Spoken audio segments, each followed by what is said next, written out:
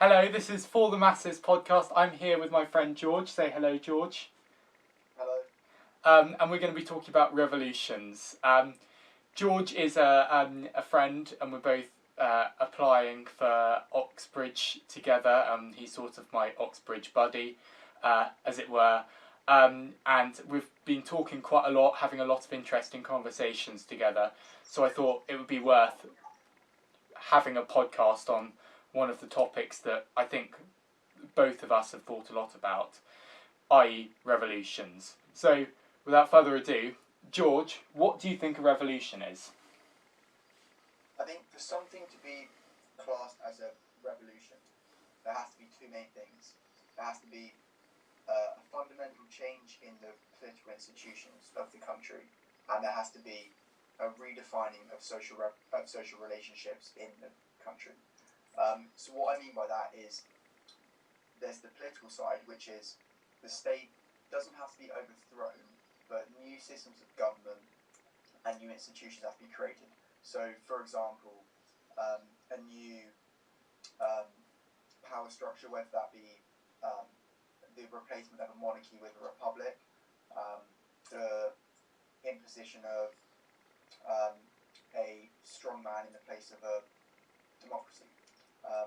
There has to be that, and on the other hand, there has to be more than that, because if it was just a change in political institutions, then a colonial takeover would be classed as a revolution, which it isn't. The establishment of a upper chamber could be classed as a revolution, which it isn't. There has to be more than that. There has to be a social dynamic going on in the state at the time. That might be a reevaluation of property rights, of religion, or of power. And those two things can't exist separately. They have to link together too. And the social revolution, if you like, has to influence the political revolution. The social revolution has to inform how political change happens and how the new institutions are created. That's interesting. So, a social revolution, I think, as you're defining it, has to relate to the way in which society works. Is that broadly? Well, it has to link more to how people interact with each other, and it has to be more than just political. Because I think revolutions can't be just about political change. There has to be social change too. Yeah. I mean, you can have a political revolution on its own. That's valid. You can also have a social revolution on its own. That could be like the Industrial Revolution, the Agricultural Revolution, the computer revolution, because they change how people interact. But they haven't had political ramifications. And you have to have both of those things together for a revolution to occur.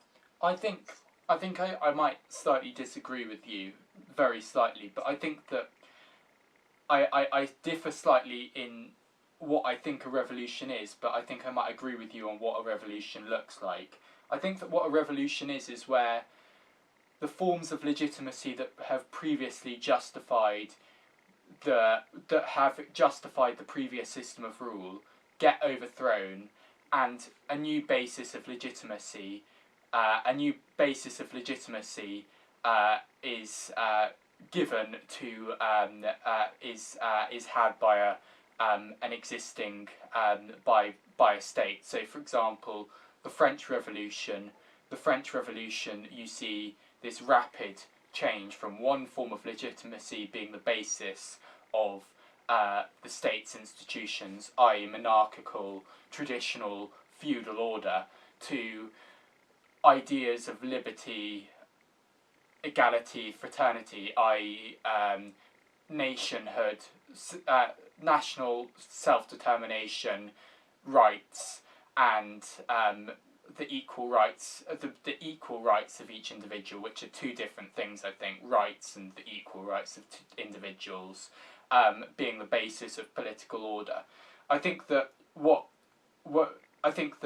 potentially where I do agree with you, however, is that I think that a particular type of revolution especially within the West, has like often these political concepts have social ramifications, have massive social ramifications, because they naturally mean sort of they often mean that there's some sort of need to reorder society, or for society to fit this new paradigm in order for the existing institutions at the top of society to match what the existing institutions at the top of society say about the bottom of society. Do you understand what I mean there? I do, but I think there's problems with that. Can I ask you a question? Yeah.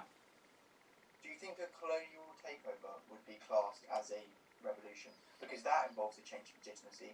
The legitimacy is shifting from self-rule to independent rule from another state. Is that a revolution? Is the UK, is Britain taking over India? Is that a revolution? No. By your definition, I think that would be classed as a revolution because legitimacy is changing. No, but I do think there is something there which you have picked out, which is potentially a flaw in my in my definition. I think that, however, for something like the Italian Risorgimento potentially would maybe be classed. I think that there's a convincing case for that to be classed as a revolution, despite the fact it didn't have broad social consequences. Maybe you disagree, but I think that fits the mould of what we see as a revolution, i.e., previous forms of legitimacy have been replaced wholesale, and it's not trickled down socially for a very long time. I think that the reason why I don't see colonialism, I think, as a shift, as a revolution, is I think that a revolution has to come from the internal forces of society. Like, the internal mechanisms within society create this shift in legitimacy, and it can't be imposed by another power. That's potentially, I think that maybe that's my definition. Do you... But do societies ever really create their own ideas on their own? Because there's always influence from other cultures that shape ideas in other places. So, for example, the Haitian Revolution was influenced fairly significantly by French revolutionary ideals. So does that mean that's not revolution because the ideas that changed legitimacy came from another power? Or even the French Revolution, a lot of their ideas came from the American. Does that mean that's not a legitimate shift in legitimacy? I mean, I think you're being too restrictive in saying that it has to be completely internal, because ideas are never completely internal unless it's a hermit state. And there's no. I find it hard to draw the distinction between it being imposed by a foreign power and influenced by a foreign culture. If you see my point, I think there's a tension there. Yeah, I think that the way in which I would resolve this tension is to draw out the... I think there's usually two stages in a revolution. There is, and William Doyle, who studies the... Okay, so actually, backtrack a little. I think that there's what we could recognisably call the modern Western Revolution, which constitutes a lot of things which we would associate with revolution. And I think that has a large amount of common themes, and I think that the common themes which are drawn out as basically what I'm saying, sort of one form of legitimacy as being the basis for a state, replacing another form of legitimacy, and also because often modern Western revolutions use tropes and ideas from previous ones. They often follow very similar patterns. That being said, I think that there also needs to be drawn out this distinction, especially in the modern Western revolutions. I'm not sure if it happens in other revolutions. I'm not really qualified enough to talk about those other revolutions. But I think that there's 2 points, key critical points in a revolution. So there's, as William Doyle, I think, convincingly argues, there's the breaking of the existing state institutions that usually comes about as a result of some significant element of failure by the existing state. In Russia, it's because... Which isn't its legitimacy falling, it's usually an institutional crisis. But that institutional crisis usually results from somewhat of the legitimacy of the state being somewhat lacking. It's not usually ideas. No, it's not exactly, precisely. It's the material conditions of the state that decline. I do agree. Yeah. But if you look at both the French and the Russian, it's not hostile ideas that are collapsing the state. It's the state's own inner contradictions, usually financial, but often administrative too. What I would argue is that to some extent the reason why the inner conditions of the inner conditions of the state usually reach crisis point is the fact that there's something lacking in legitimacy which prevents the state from resolving its crisis via ordinary channels.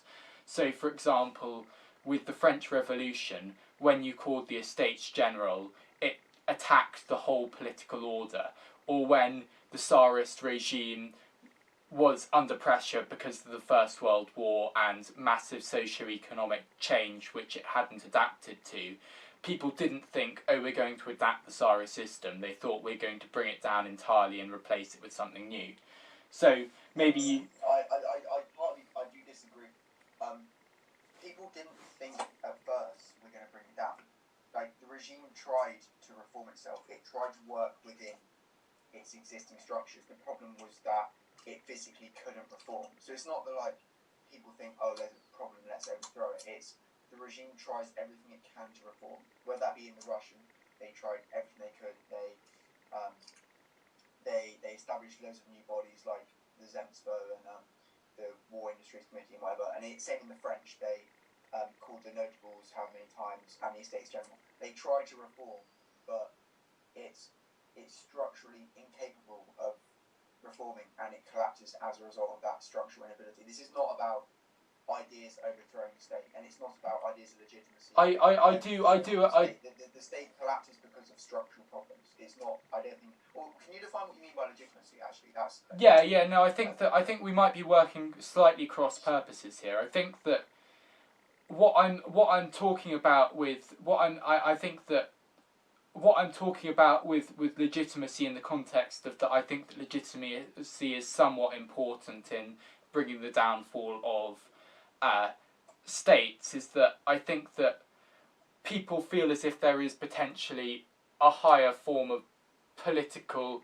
I think that legitimacy revolves around this idea in the context that I'm talking about it, that there might be a better form of political order, there may be a better way to do things. What do you mean by legitimacy? Like, define the word.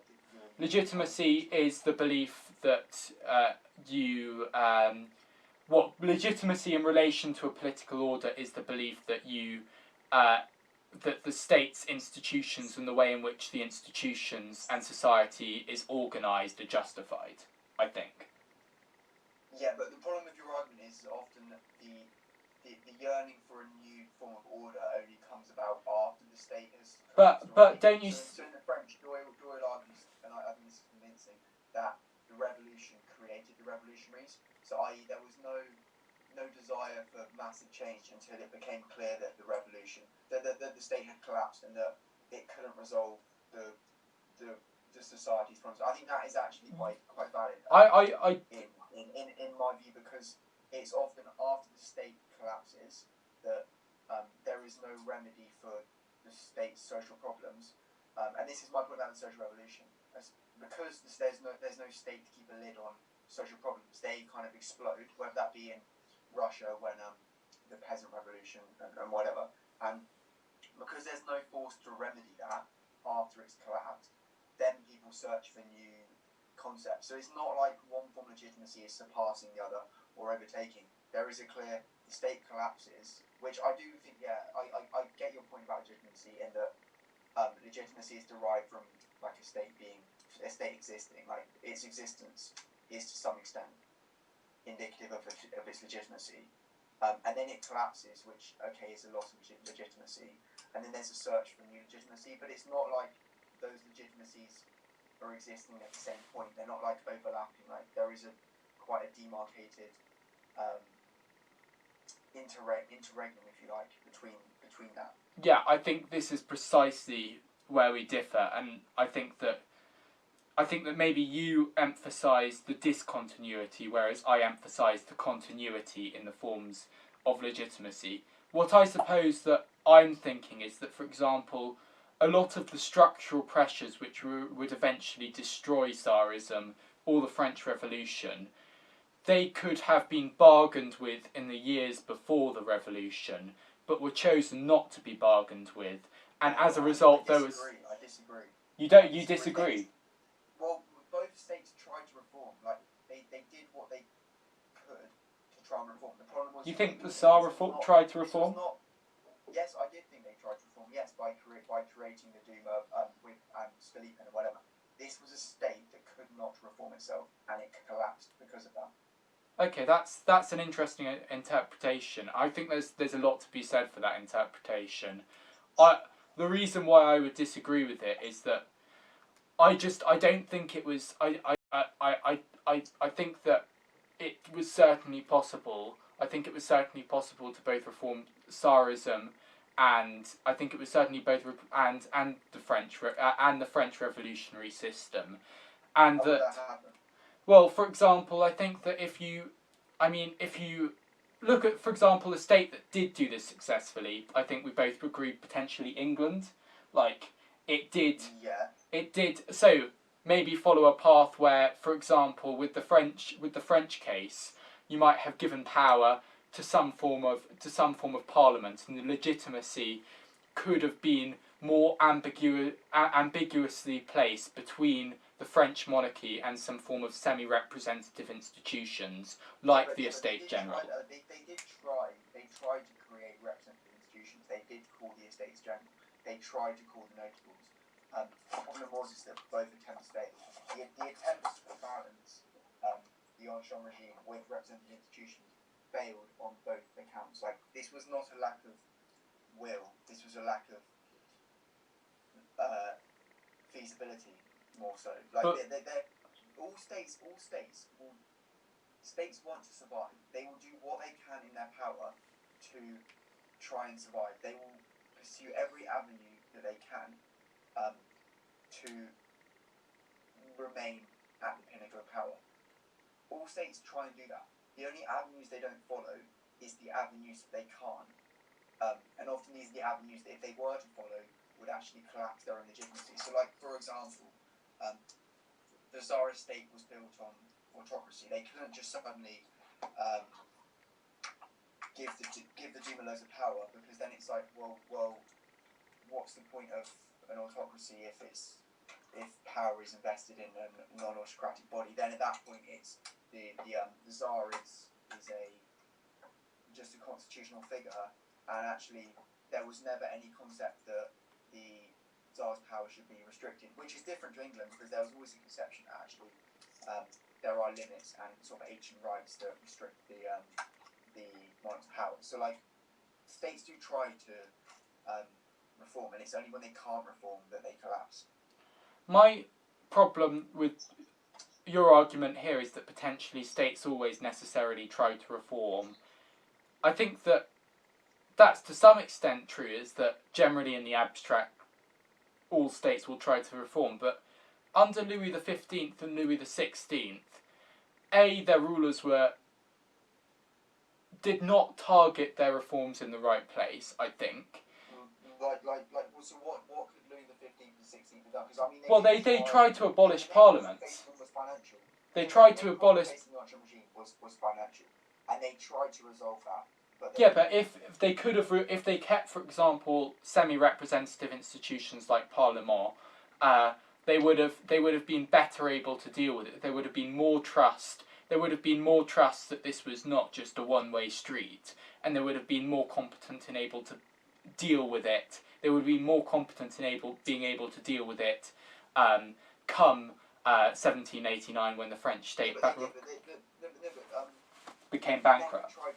Necker tried to, and Louis tried to get their reforms ratified by the parliaments, and the parliaments wouldn't accept it. The Paris Parliament. Because part of the reason. So I failed to see how representative institutions would have remedied the situation. The representative institutions that they had wouldn't work with them to reform the state. So again, they tried the avenues, and the avenues they tried failed. But isn't that to some extent because the French monarchy had consistently shown itself to be an opponent of any sort of compromise with sort of sharing the burdens of government, and the Where Parlement. did they do that? So, for example, Louis XV attempted to abolish Parlement, and they were only brought back under his son, and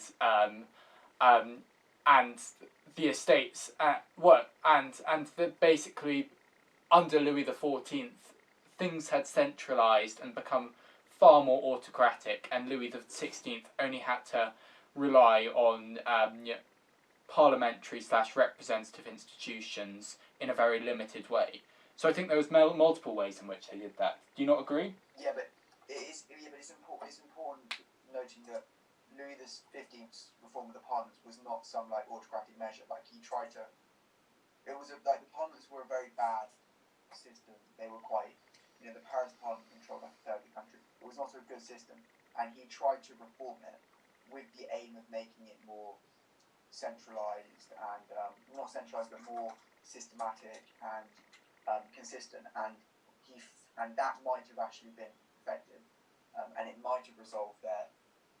It might have been better. So like the point is that he did try to create new representative institutions in the place of the Parliament, but he couldn't do it because there was so much pressure after he dissolved the Parliament that he couldn't create any new institutions. So like, it's not that they were just being autocratic and like trying to avoid reform altogether. Like they did try to reform the parliaments, but they couldn't.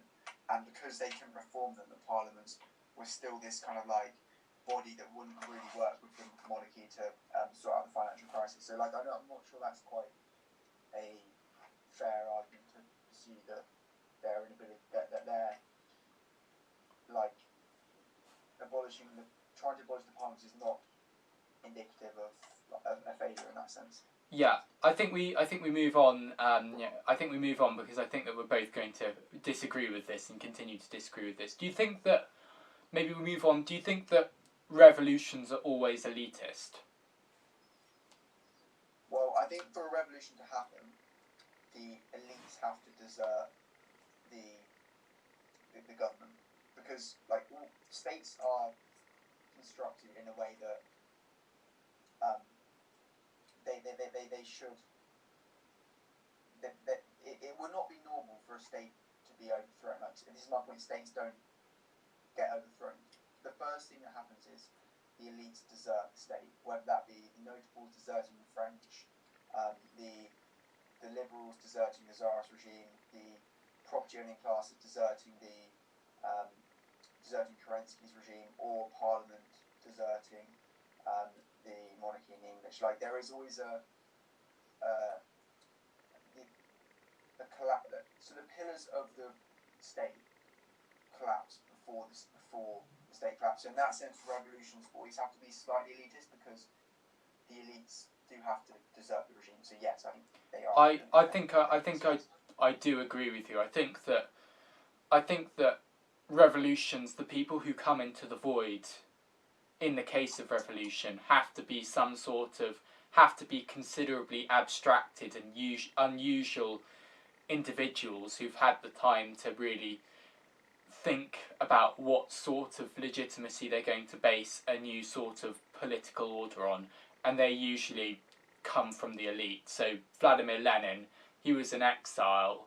That might not seem like the elite, but he had the money to be in exile. He had the money to write. He had the money to think.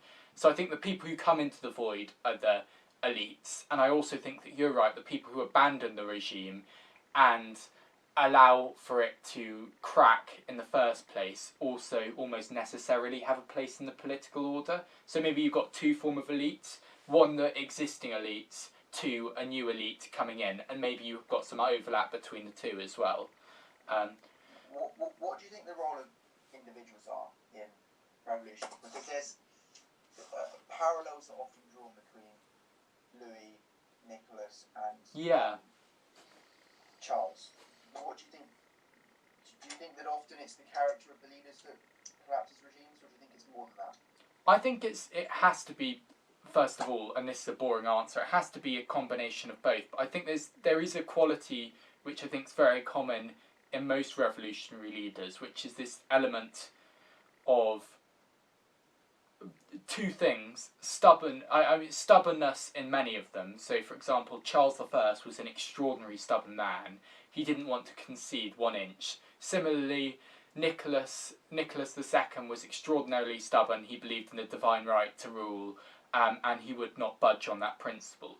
That often, I think, puts these monarchs in a position where they have to face off with the existing order which has evolved away from them. So maybe like Charles I basically said at one point, no, I'm not standing for this. And then the monarchists and the non-monarchists separated out from one another. I think a similar thing happened with Nicholas, but he was far more isolated as a figure, and just things had evolved so rapidly in the First World War that he had alienated everyone. I think that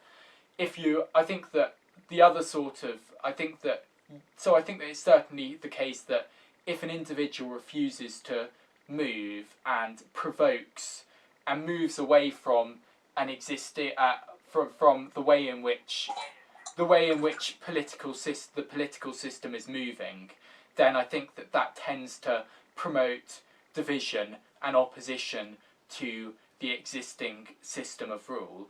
And I think that Louis did that in a slightly different way. I think he did that because he was so incompetent. Louis XVI was so incompetent that he wasn't able to sort of put the necessary reforms in place in order to make the regime move with the times. And once he was in power, he constantly gave in to the revolutionary demands at exactly the wrong moments. What do you think? Do you agree? Yes and no. I think that the roles of, or the bad traits of individuals are overstated, I think, quite a lot, both with Charles, Louis and Nicholas. I think it's important to recognise that they're all products of their environment. Charles is schooled by James in the idea that he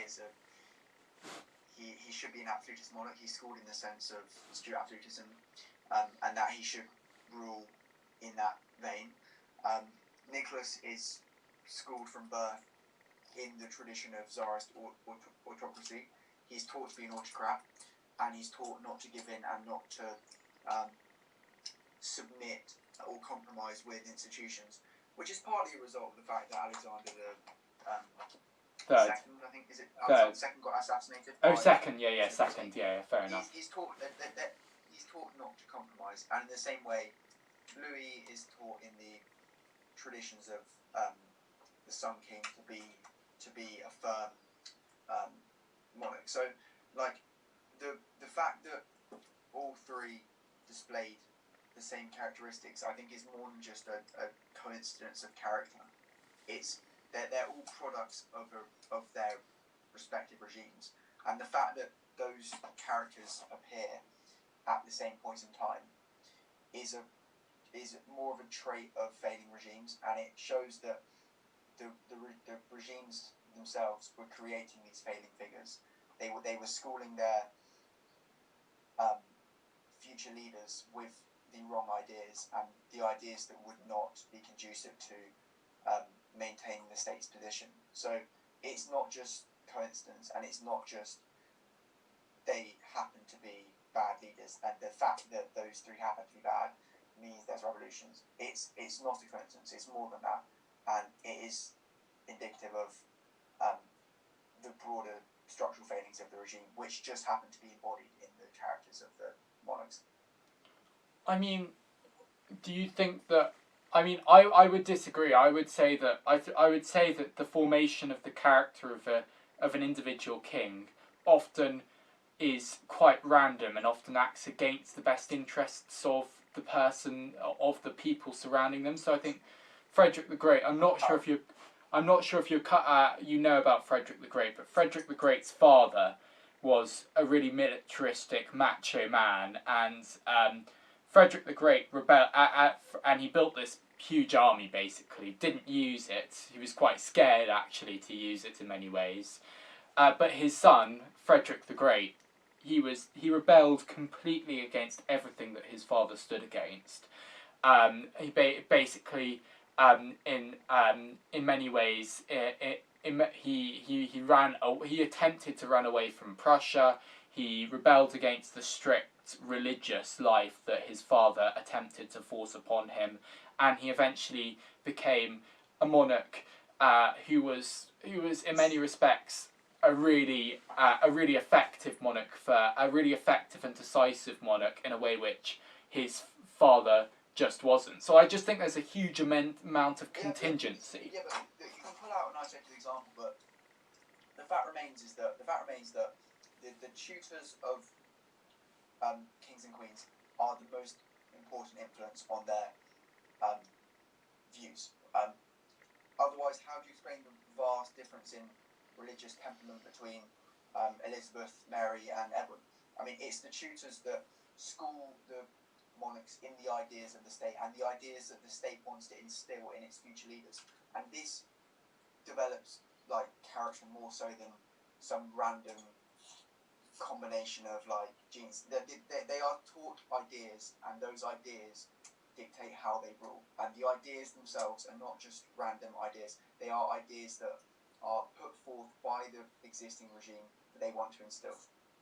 I think, I think that we're going to disagree here again. I think that, we'll have one. What do you think? So do you think that it's just a random process that the monarchs just happen to be fairly incompetent at these 3 points in time? So I mean, even you know. Well, I mean, for example, this is even has a scientific basis. Environment is the most important factor in Yeah. determining one's development. Environment is the most important factor, more so than even still, like, you know, even if we're going to take nature, well, if it is like some genetic determinism, which it isn't, people are going to be similar to their forebearers, right?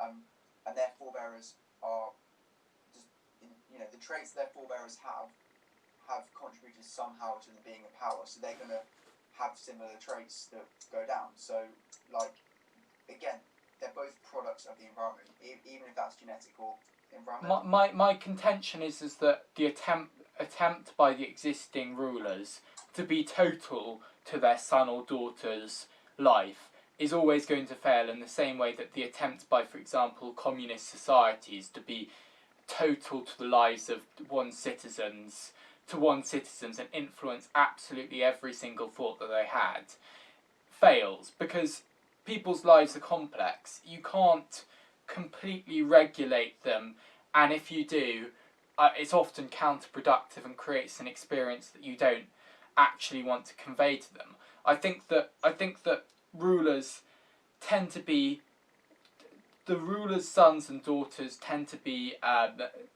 influenced, or can be influenced, by many of the thoughts that their parents and all their predecessors had.